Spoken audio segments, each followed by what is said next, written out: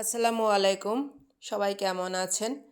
তো আমরা দা বটি বিভিন্ন দৈনন্দিন প্রয়োজনীয় জিনিস ব্যবহার করে থাকি এবং একটা সময় সেগুলো ক্ষয় হয়, আবার ধার করার প্রয়োজন হয়।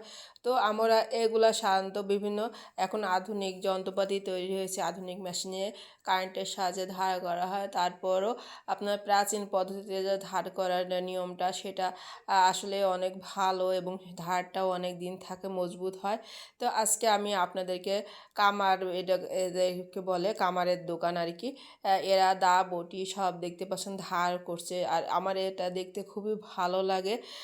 ছোটোবেলায় আমরা এগুলো দেখতাম যে দেখতে পাচ্ছেন যে এরকম ওপাশে একটা ফুলানো আছে, ওর ভিতরে বাতাস থাকে, আর এই যে লাঠি ওপরে শিকল মতো ওটা দিয়ে টান দেয় আর বাতাস হয়। আর কয়লা ওখানে রাখা আছে, কয়লার ভিতরে আগুন হয়, আর ওই আগুনের ভিতরে আপনার দা বটি সবগুলা পুরানো হয়। পুরানো শেষে আপনারা দেখতে পাচ্ছেন যে ওটা ধার করা হচ্ছে, পানির ভিতর দেওয়া হচ্ছে, দিয়ে আবার ধার করা হচ্ছে। তো এটা আসলে খুবই ভালো লাগে আর কি। তো এগুলা কালের বিবর্তনে সব আধুনিক যন্ত্রপাতি ছোঁয়ায় হারিয়ে যাচ্ছে।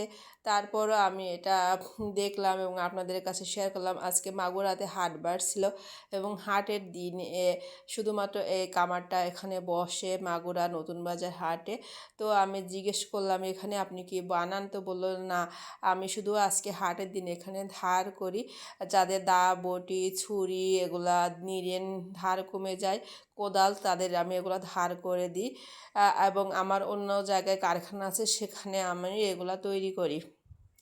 তো কাদের এমন কামারের দোকানের এই কাজগুলা প্রাচীন পদ্ধতিতে বা সনাতন পদ্ধতিতে পছন্দ একটা কমেন্ট করে জানাবেন। এরা আসলে অনেক পরিশ্রম করে।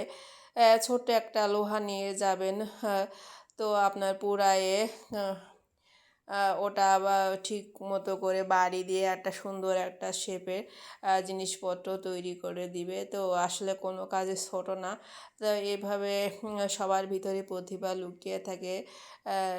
তো কেমন লাগছে একটু কমেন্ট করে জানাবেন। আর কামারের সনাতন পদ্ধতিতে এরকম কাজ থেকে কারা দেখেছেন সেটাও কমেন্ট করে জানাবেন।